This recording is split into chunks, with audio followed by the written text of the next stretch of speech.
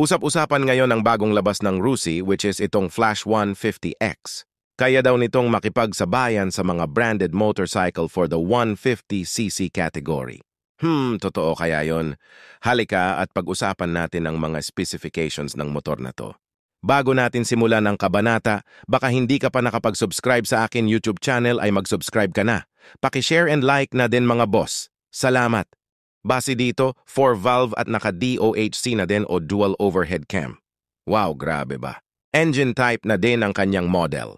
Single cylinder, 4-stroke, water cooling system, 4-valve at DOHC.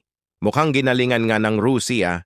Pagdating naman sa kanyang dimensions, meron siyang 407 by 293 by 439. Aba, panalo na din. May timbang din na 118 kg. 16.76 horsepower at 9,500 RPM with a maximum torque of 14.5 at 8,000 RPM. Ang compression ratio niya ay 11:3, 57.3 mm ang bore niya at 58 mm naman ang kanyang stroke. Malakas nga. Pressure spray ang kanyang lubrication method at ECU controller na din ang ignition. Lumilevel up na nga din tong si Rusi. Good job, Rusi! Hindi ka na din mangangamba sa malayo ang biyahe kung ikaw man ay maubusan ng gasolina dahil meron siyang fuel tank capacity na 5.3 liters. Grabe ba? Mas malaki kumpara sa Raider at Sniper. Hindi ka na din tatamarin at mahihirapan pang sipain o paandarin dahil electric starting na din siya.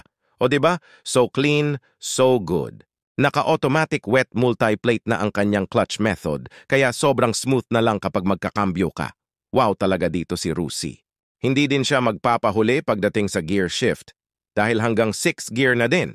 Nagta-top speed din siya ng 120 to 130 kph depende sa riding position at sa rider. 600 ml naman ang kanyang coolant.